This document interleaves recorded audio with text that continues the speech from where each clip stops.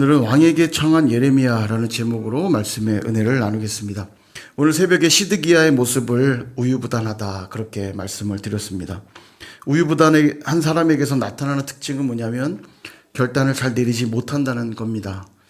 그래서 요즘에 결정장애라는 말이 있어요. 선택장애 이렇게 표현하기도 하는데 어떤 일을 결정해야 되는데 결정을 내리지 못해서 결정을 상습적으로 유보하는 상태.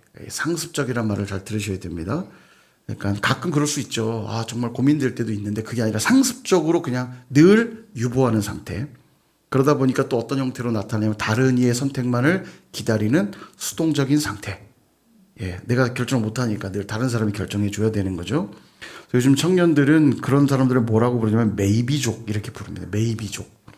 메이비가 이제 영어로 아마도 추측하는 그런 조동사인데 내일 거기 올 거야? 갈 거야? 아니면 못 가? 이렇게 명확히 해야 되는데 글쎄 아마도 그리고 갈까?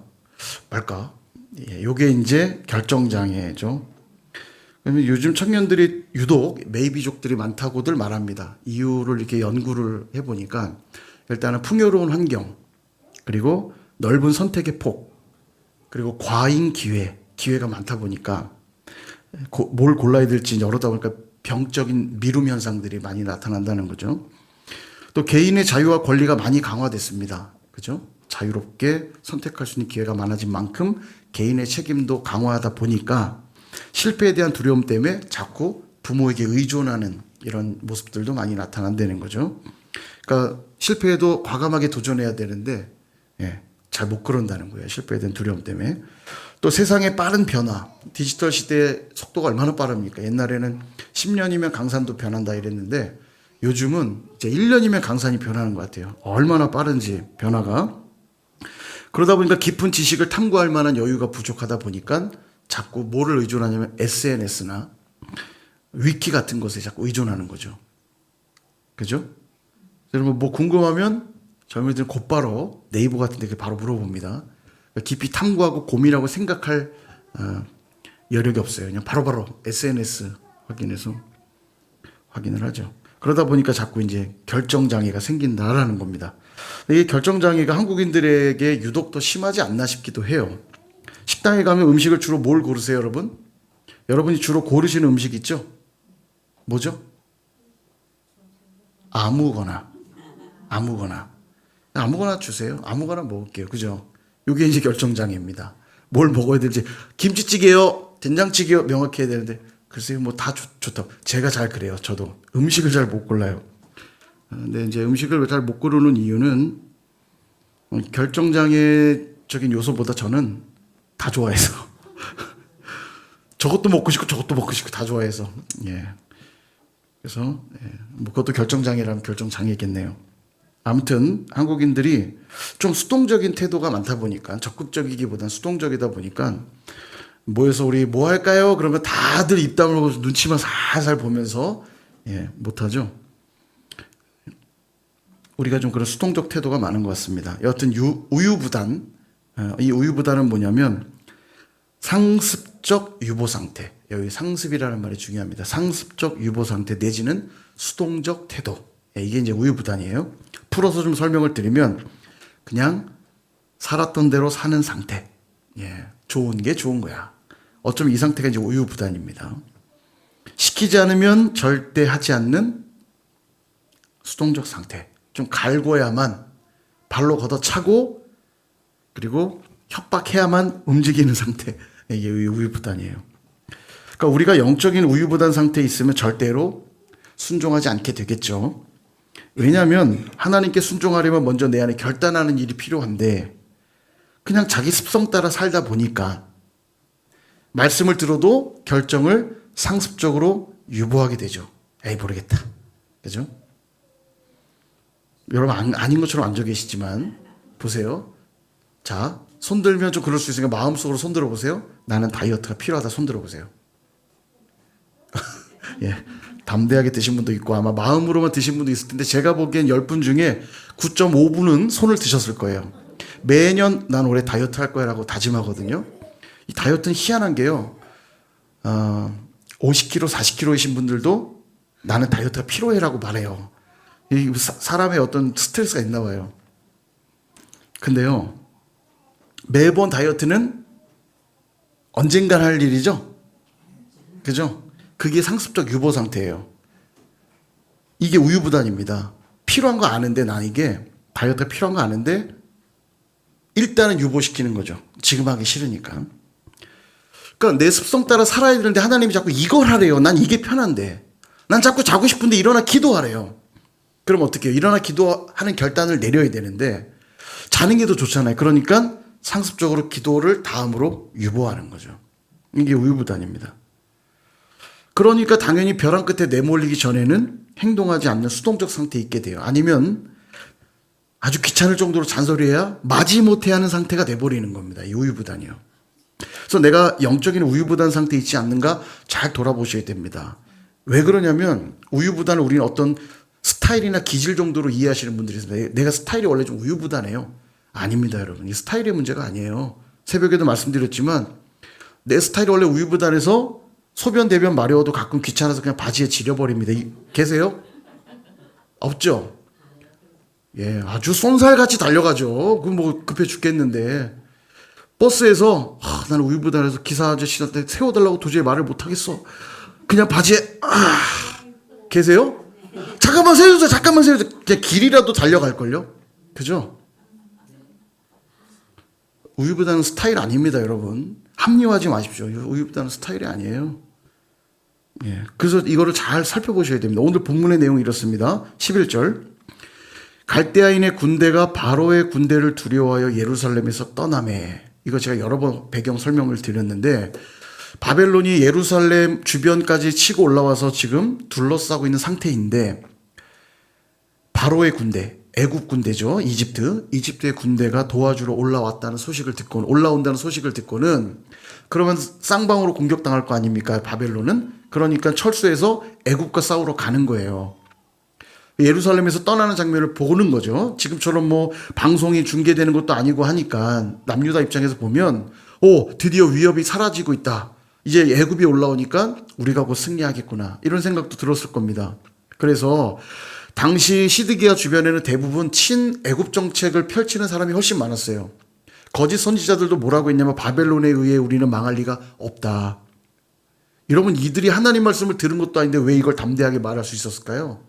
그들은 다 애굽을 믿고 있었거든요. 우리는 애굽하고 친하니까 도움 요청하면 애굽이, 그 강대국 애굽이 올라와서 도와주면 우리 바벨론이 이길 수 있어.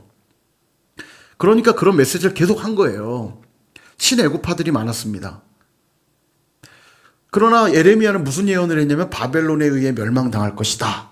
그러니 바벨론에게 항복하라. 이게 하나님 메시지에서 전했더니 사람들 눈엔 이걸 하나님의 말씀보다 뭘로 보였냐면 쟤는 친바벨론파야 이렇게 봤단 말이죠. 우린 다 친애굽파인데 쟤는 친바벨론파야. 예, 이렇게 바라봤단 말이죠. 그러면 애굽파의 말이 있고 바벨론파의 말이 있으면 이제 결정을 해야 되겠죠. 근데 고민될 거 아닙니까? 정말 애굽 편을 드는 게 나을까? 왜냐면 애굽 편을 들었다가 애굽이 지면 바벨론한테 완전 박살나는 거 아닙니까? 바벨론 편 들었다가 애굽 배신했다 그러면 또 위기가 올 거 아닙니까? 고민할 거 아니에요. 김치찌개를 먹을까? 된장찌개 먹을까? 이건 우리 대한민국 사람들의 최고의 고민거리 아닙니까? 그죠? 식당 가서 김치찌개냐? 된장찌개냐? 이걸 정치적 수사로 바라보니까 하나님의 말씀을 선택하기가 어려운 거예요. 자연스럽게 우유부단해질 수밖에 없죠. 여러분, 근데 이 위기의 순간, 이 조금 지나가자 좀 여유가 생겼을 거 아닙니까? 그래서 예레미야가 하나멜의 땅을 분깃을 대신 샀잖아요. 그래서 그 땅의 분깃을 얻기 위하여 자기의 고향이 있는 베냐민 땅으로 가고자 합니다. 오늘 본문의 내용이 그거예요. 베냐민 땅으로 가려면 예루살렘이 어느 지파에 속해 있냐면 예루살렘이 남쪽으로는 유다 지파랑 맞닿아 있고요. 북쪽으로는 베냐민 지파랑 맞닿아 있어요. 그러니까 유다 지파랑 베냐민 지파 사이에 예루살렘이 딱 있거든요. 그러니까 베냐민 땅으로 가려면 북쪽 어느 문인가로 내려가야 되겠죠. 그러니까 지금 예레미야가 북쪽 어느 문인가로 내려가려고 하는데 이때 문지기의 우두머리 이리야, 이름도 딱 나빠요. 그냥 이리 같아요. 그죠? 이리야. 이 사람이 예레미야를 딱 붙잡습니다. 그리고 뭐라고 하냐? 13절. 베냐민 문에 이른즉, 이제 베냐민 땅으로 내려가는 문을 말하죠. 베냐민 문에 이른즉 하나냐의 손자 셀레마의 아들인 이리야라 이름하는 문지기의 우두머리가 너 에레미야 너 갈대아인에게 항복하려고 지금 그러는구나. 지금 바벨론 군대가 물러갔잖아요. 그러니까 야 이거 바벨론 군대가 위험해졌나 보다. 빨리 바벨론으로 나 투항해야겠다. 라고 오해하고 있는 거예요. 지금 내려가려고 하니까. 그래서 아니라고 대답합니다. 아니다. 그거 절대 아니다. 근데 안 믿어요. 너 자꾸 거짓말 하니까 안 되겠다. 고관들에게 끌고 가서 그를 때리고 요나단의 집에 가두어 버립니다. 그 왜 요나단의 집에 가두냐면 오늘 본문에도 나오지만 거기를 감옥으로 사용했대요. 아마 그 요나단 집에는 깊은 웅덩이가 있던 모양이에요. 거기에 이제 뚜껑을 덮으면 자연 감옥이 되는 거죠. 그래서 그를 에레미야를 웅덩이에다가 쳐 넣습니다. 근데 웅덩이에 넣는 게 왜 무섭냐면 웅덩이를 감옥에 만들어 넣는 거는 이제 굶겨 죽이고 말라 죽이려는 전략입니다. 그래서 예전에도 여러분 기억하시죠? 요셉이 형들에 의해서 어디에 버려지냐면 웅덩이에 버려지거든요. 그걸 웅덩이에 왜 버리냐면 사자밥이 되든 말라 죽든 굶어 죽든 말라 죽이려고 거기 쳐 넣은 거예요. 나오기가 힘드니까. 그래서 웅덩이에 집어넣는 벌은 말라 죽이는 벌입니다. 이게요. 에레미야를 그런 데 쳐 넣은 거예요. 지금. 근데 여러 날이 지나서 이 시드기야가 에레미야를 몰래 불러서 꺼내오라 시킵니다. 그래서 왕실로 몰래 데리고 오게 한 다음에 비밀히 물었대요. 뭐라고 물었냐면 혹시 여호와께서 하신 말씀이 있냐? 이렇게 비밀히 몰래 물었어요. 나름 이 시드기야는 보면 에레미야를 나름 신뢰했습니다. 매번 어떤 일들이 벌어지면 불러서 묻긴 물어요. 문제는 뭐냐면 듣고 순종하지 않는 게 문제인 거죠. 말씀을 들으려고 한 태도는 좋은 태도일 수 있는데 문제는 듣고 순종하지 않는 게 문제예요. 그래서 여러분 예배의 자리에 나오는 거 1차적으로 잘 하시는 겁니다. 그러나 그 예배가 진짜 예배가 되려면 어디까지 가야 돼요? 자리를 채웠다 돌아가는 거에 있어서 끝나면 안 되고 정말 마음을 열고 주시는 말씀을 나의 말씀, 나를 향해 주시는 말씀으로 받고 순종하는 자리까지 가야 그게 진짜 예배가 되는 거예요.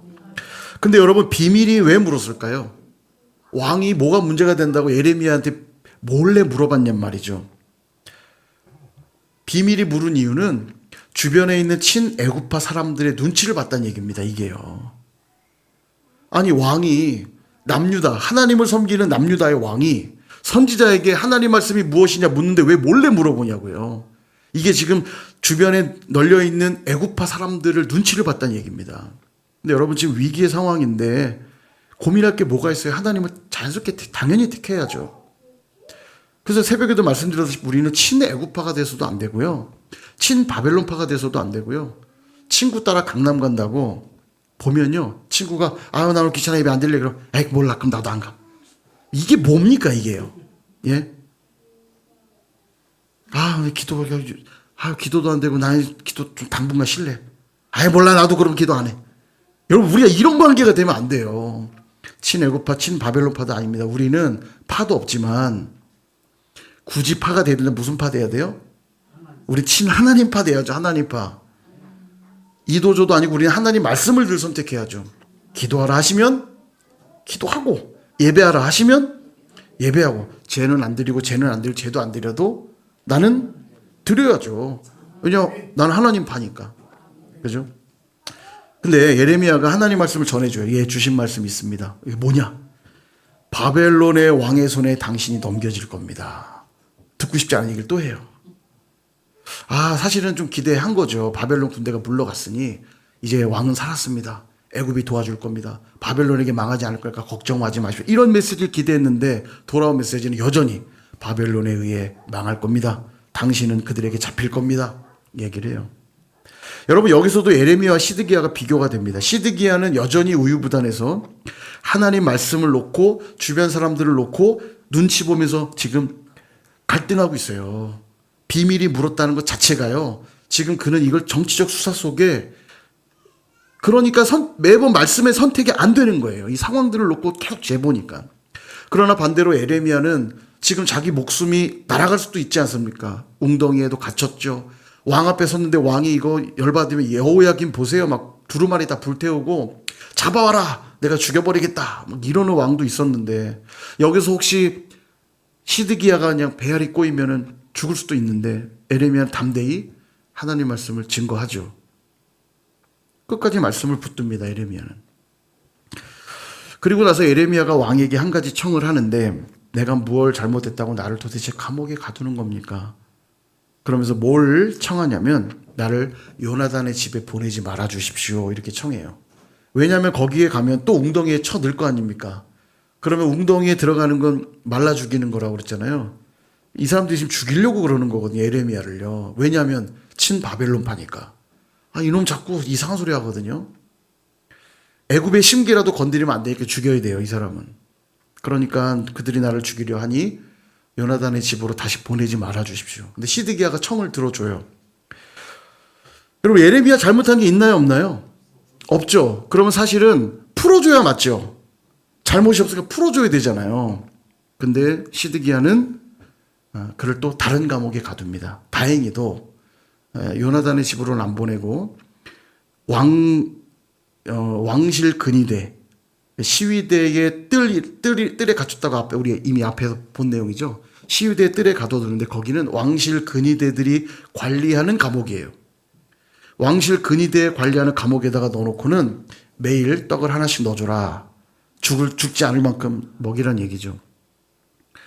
그 덕분에 에레미야가 힘든 상황에 놓이긴 했지만 감옥이라는 힘든 상황에 놓이긴 했지만 사실은 그로 인해 조금 안전해지고 또 음식도 제공을 받아서 목숨을 부지하게 됩니다. 여러분 오늘 이 본문의 이야기에서 두 가지 교훈을 확인하게 되는데요. 첫 번째는 우유부단함의 견고한 진을 파하셔야 됩니다. 깨뜨려야 합니다. 왜냐하면 말씀에 순종을 해야 사는데 우리는요.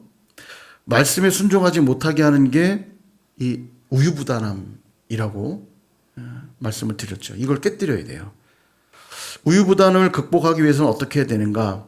순간적 판단력을 기르는 연습을 하셔야 됩니다. 순간적 판단이라고 하니까 즉흥적으로 어떤 일들을 결정하라는 말로 들리죠. 근데 그 뜻은 아닙니다. 항상 결정이라는 건 오랜 시간에 걸쳐 해야 될 일도 물론 있지만 대부분은 즉석에서 결정해요. 이미 결정합니다. 이미 결정해요. 우리 뇌는요, 기본적으로 에너지를 적게 쓰려는 경향성이 있어요. 그래서 이미 내가 가지고 있는 지식, 이미 내가 가지고 있는 경험, 이미 내가 가지고 있는 감각을 이용해서 우리는 빠른 판단을 내립니다. 다만 내가 답을 안 내리고 있다면 이 결정을 가지고 고민하고 있을 뿐이지 결정을 못해서 고민하는 건 아니에요. 잘 한번 자기를 관찰해 보세요. 기도 한번 해보겠습니다라고 했지만 실은 하기 싫다 이런 답들을 가지고 당장 하기 싫다 말하기 뭐하니까 기도하겠다 이렇게 답하는 경우들이 있죠.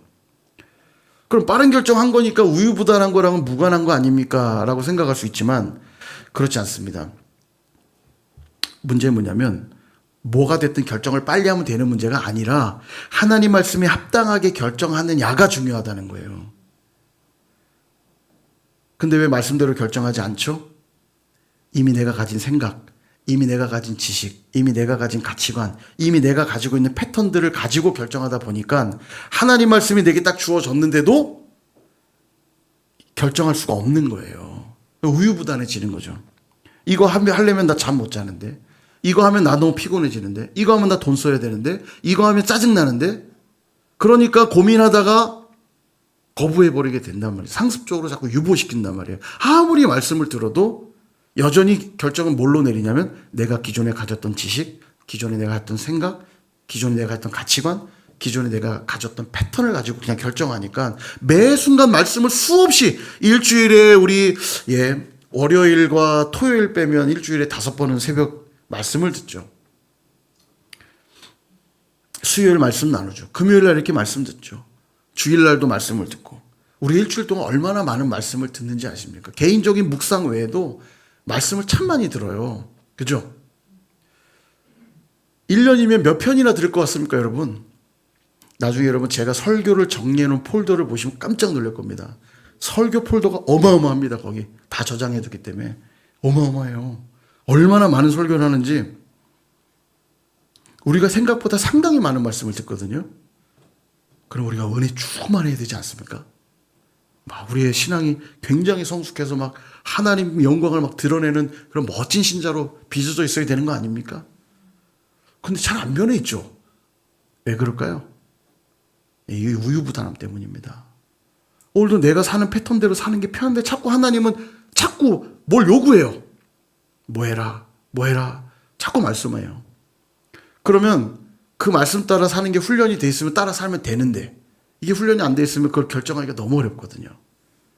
그러니까 상습적으로 유보하고 그나마도 갈구고 때리고 괴롭히고 할 거야 안 할 거야 할 거야 안 할 거야 갈구면 아우 귀찮아 그냥 귀찮아서 하긴 해도 어쨌든 그게 우유부단함의 특징이에요.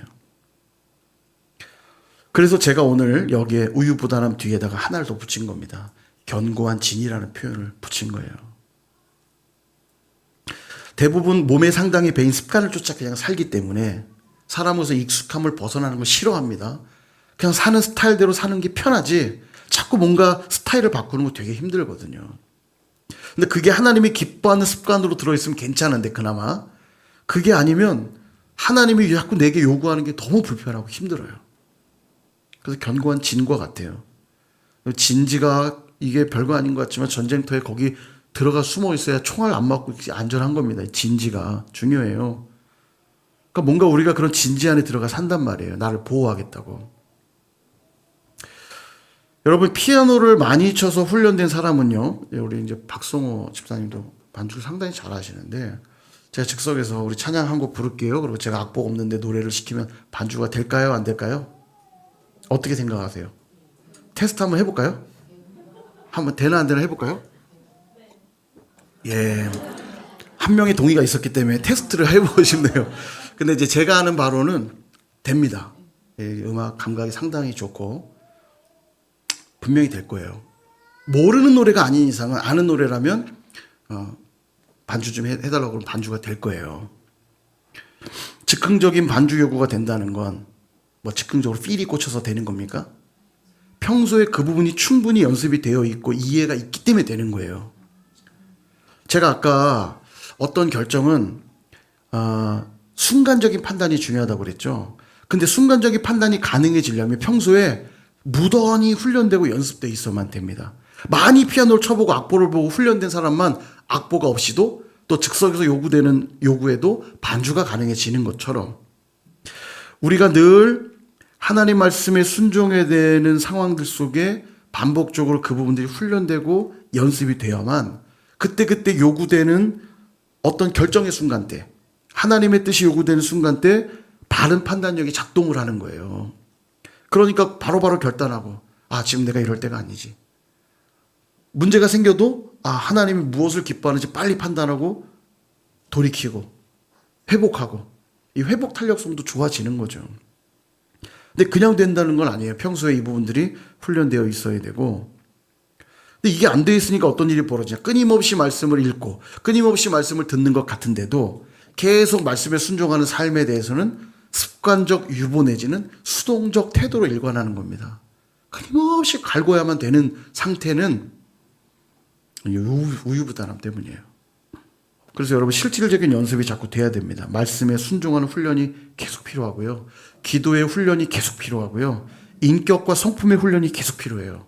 훈련이란 말에서 이미 느껴지시겠지만 짧은 시간 안에 되는 게 아니라는 뜻이죠. 긴 시간이 필요하고 꾸준히 연습되어야 한다는 겁니다. 그래야 어떤 영적 결정의 순간들이 딱 찾아올 때 주저하지 않고 빠른 판단력으로 하나님의 뜻을 선택하고 결단하고 나아갈 수 있는 거예요. 이걸 그대로 뒤집어 말씀드리면 다른 것이 몸에 배어있는 이상은 아무리 하나님이 말씀하셔도 결단하고 순종하는 게 불가능하다. 해보세요. 절대 안 돼요.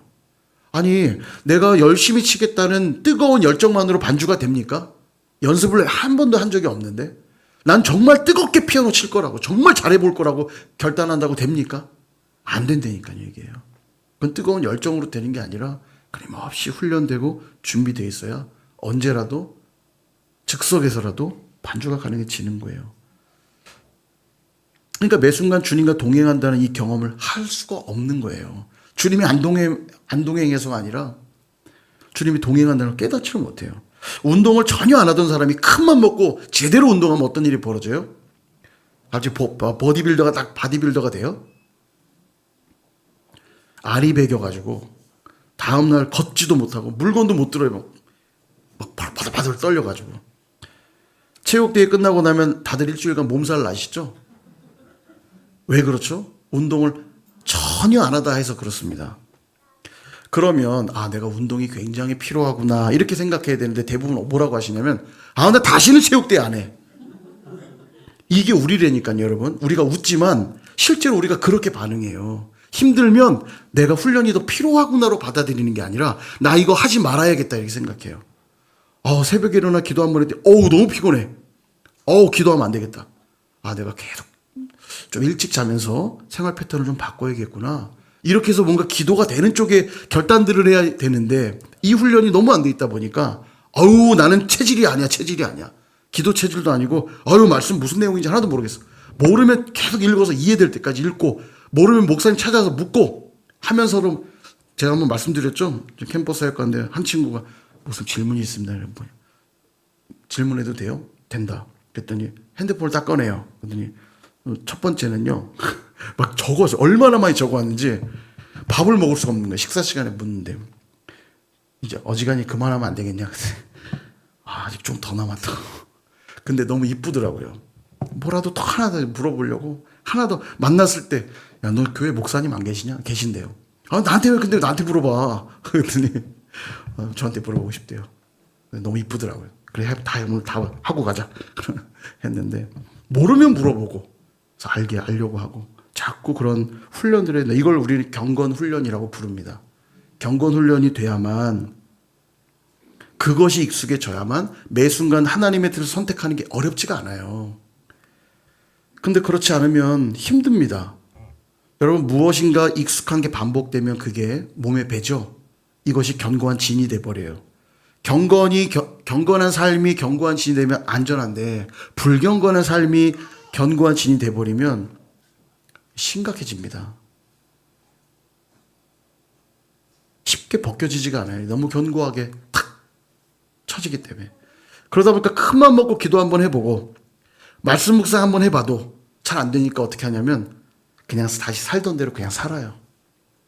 드라마는 노력하지 않아도 그렇게 재미있고 수술 눈에 그냥 확 감동이 되고 막 들어오는데 세상에 성경책만 피면 잠이 오고 이게 도저히 안 돼. 나는 성경 읽는 체질은 아닌가 봐.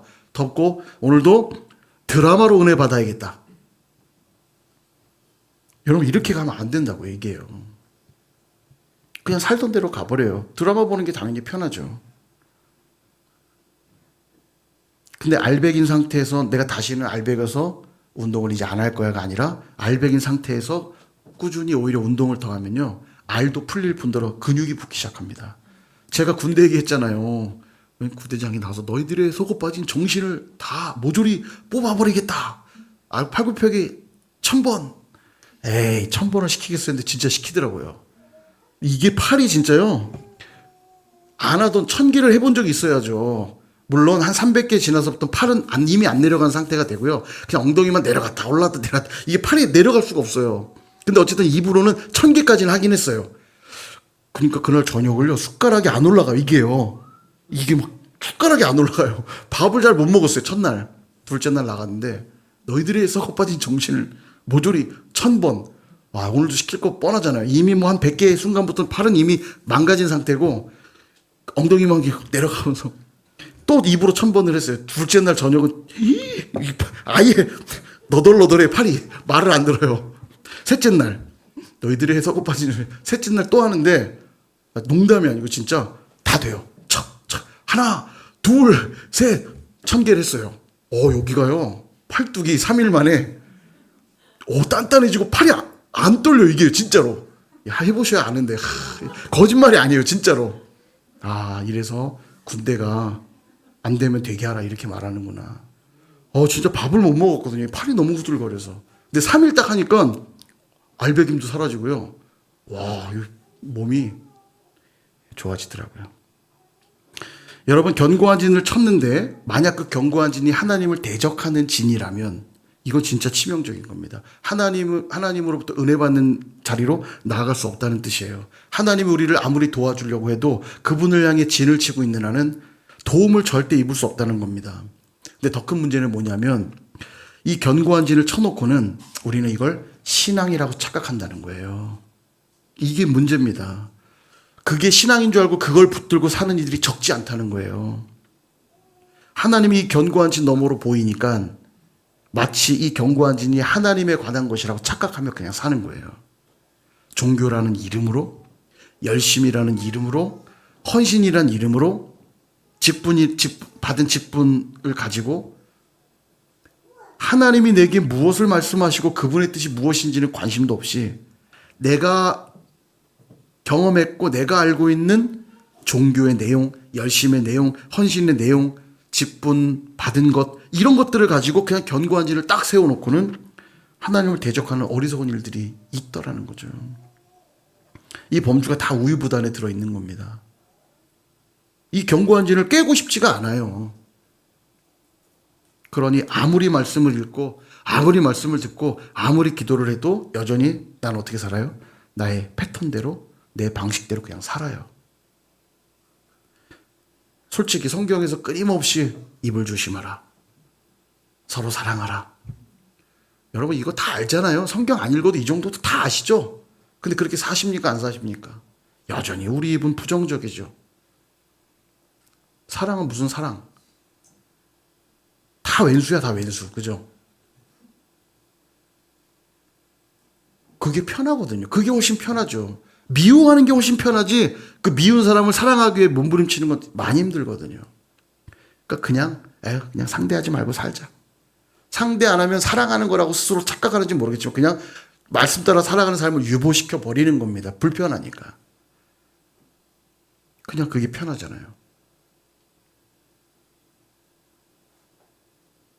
그러니까 절대 말씀을 선택하지 않고 절대 순종하지 않습니다. 성경은 우리에게 이렇게 말합니다. 고린도후서 10장 4절과 5절 우리 다 같이 한번 읽어보겠습니다. 시작. 우리의 싸우는 무기는 육신에 속한 것이 아니요 오직 어떤 견고한 진도 무너뜨리는 하나님의 능력이라 모든 이름을 무너뜨리며 하나님 아는 것을 대적하여 높아진 것을 다 무너뜨리고 모든 생각을 사로잡아 그리스도에게 복종하게 하니 아멘. 우리는 나름 어떤 수많은 이론들을 가지고 있고요. 하나님을 아는 것을 대적하여 높아진 그런 마음들이 있고요. 또 여러 가지 생각들이 있어요. 그것들을 가지고 견고한 진을 치고 있단 말이에요. 근데 경건 훈련은 어떤 것이냐? 모든 이론, 하나님을 아는 것을 대적하여 높아진 마음과 교만함들, 모든 생각들을 그리스도 앞으로 복종시키는 행위가 경건 훈련이에요. 이게 늘 되어 있어야만 매 순간 삶의 현장에서 남편과 아내와의 관계 속에서 부모와 자녀의 관계 속에서 지체들과의 관계 속에서 회사 가서 일을 하면서 교회에서 사역하면서 매 순간 하나님의 뜻을 보여주시고 성령께서 말씀하실 때 이 경건 훈련이 되어 있는 사람들은 바로바로 말씀 따라 하나님 뜻 따라 또 순종하고 회개하고 돌이키며 그분의 길을 계속 따라갈 수가 있는데 그저 그냥 내가 가진 그 이론들 하나님 말씀 필요 없어요. 그냥 내가 살아오면서 그래서 여러분 나이가 들면 노욕만 남는다는 말이 있어요. 세상에. 나이가 들면 들수록 더 고집스러워진대요. 나이가 들면 들수록 살아왔던 그 경험들이 많아지니까 더 완고해집니다. 아주. 말씀이 그냥 들어갈 길이 없어요. 말씀으로 훈련되어 있지 않으면 내 생각들로 꽉 잡혀서 모든 이론, 세상을 살려면 이렇게 해야 돼. 그 이론들. 하나님 없이도 가능하다고 하는 그 교만한 마음들. 이런저런 생각들이 견고한 진이 돼버려서 하나님께 순종할 수가 없게 되는 겁니다. 근데 아까 뭐라고 말씀하셨냐면 하나님의 능력은 이 견고한 진들을 다 파하는 능력이다. 하나님만 깨뜨릴 수 있다는 거예요. 하나님만. 우리 안에 있는 그 견고한 진들을 가지고 하나님께 올려드리고 그리스도 앞에 복종시키는 일들을 계속해 나갈 때 우리는 말씀에 순종하는 결단이 가능해지는 겁니다. 이 견고한 진을 깨뜨리는 연습들을 계속 하셔야 돼요. 나는 원래 그렇게 살았고 나는 원래 스타일이 그래. 이런 말 절대 하시면 안 돼요. 그렇다면 그냥 죄 짓다 죽으라고 말하는 꼴밖에 안 되는 겁니다. 우리 죄인이기 때문에 죄인된 습성들이 우리 안에 있기 때문에 내버려 두면요. 하나님 뜻대로 사는 삶보다는 그 죄인된 습성대로 그냥 살아요. 잘 보세요. 아름다운 말을 내뱉을 때가 많습니까? 부정적이고 죄 짓는 말을 할 때가 많습니까? 내버려 두면 우리는 죄 짓는 걸 훨씬 자유롭게 합니다. 죄된 본성 때문에요. 솔직하게 마음을 들여다보세요. 선한 생각들이 늘 올라옵니까? 아주 악한 생각들로 늘 가득하죠. 이거 성령께서 다스리지 않으면 이거 우리가 통제 못해요. 근데 이거를 맨날 처리는 안 하고 그냥 사니까 내 패턴대로 내 가치관이라고 하는 무엇인가로 견고한 진을 딱 쳐놓고 하나님 앞에 순종하지 않는 거예요. 그리고 스스로 뭔가 합리화는 해야 되니까 예배당에 나오는 것으로, 직분을 받는 것으로, 뭔가 사역을 하는 것으로 때우려고 한다고요. 그거조차도 견고한 진이 돼버리는 겁니다. 그거조차도. 그러니 어떻게 말씀에 순종하겠어요? 시드기야처럼 되는 거죠. 자, 두 번째 교훈. 하나님을 견고한 진으로 삼으셔야 합니다. 하나님을 대항해서 쌓았던 견고한 진은 파야 된다고 그랬죠. 이걸 무너뜨려야 우리 사는 겁니다. 하나님을 향해 견고한 진을 쌓아버리면 우리 죽는 거예요. 그분께 길을 내야죠. 그러면 어떤 것으로 견고한 진을 쌓아야 하느냐? 하나님을 견고한 진으로 삼아야 돼요. 잠언 14장 26절 쉬운 성경의 버전으로 우리 같이 한번 또 읽어볼까요? 시작. 여호와를 경외하는 사람은 견고한 요새를 가진 자이며 그 후손도 그로 인해 피난처를 얻는다. 아멘. 여호와를 경외하는 사람은 견고한 요새를 가진 자래요. 이 견고한 요새가 견고한 진이란 뜻이에요. 여호와를 경외하는 사람은 견고한 진을 가진 자다 이렇게 말합니다. 오늘 에레미야도 잘 보세요, 여러분. 시드기야에게 요나단의 집으로 저를 보내지 말아 주십시오. 여기 보십시오. 여기 보세요. 시드기야에게 요청했다고 그랬죠. 요나단의 집으로 가지 않도록 해 주십시오. 그랬더니 왕실 근위대 감옥으로 보냈다고 그랬죠. 여전히 감옥 생활을 하는 것, 그에게는 불합리한데 사실 여기엔 놀라운 하나님의 섭리가 있어요. 거기에 결국 가둬지게 되면서 요나단의 집에서 죽을 뻔한 위기에서 건짐을 받고요. 그 다음에 왕실 근위대가 직접 지켜주죠. 사실 안전하게 된 겁니다. 거기다 먹을 것도 주니까 나름 안정적인 생활이 가능해진 거예요. 그리고 잠시 후면 애굽이 도망가고 바벨론이 다시 남유다로 올라올 거거든요. 이제 올라오면 이제 진짜 어려움이 임합니다. 이 예루살렘에. 근데 에레미야가 이 감옥에서 보호받고 있는 거예요. 이 위험한 상황에서. 하나님 그렇게 보호하고 계셔요. 사람의 눈으로 보면 말씀대로 순종한 에레미야가 말씀에 순종한 일로 어려움을 겪는 것처럼 보일 수 있지만 실은 에레미야말로 하나님의 철저한 인도하심과 보호하심 속에 있다는 걸 우리는 볼 수 있어야 됩니다. 나중에 바벨론에 의해 다 잡혀갈 때요. 시드기야는 두 눈이 뽑히고 포로로 끌려가거든요. 고관들도 다 죽습니다. 그리고 상당수의 사람들이 다 포로로 잡혀가는데 에레미야도 잡혀가긴 하거든요.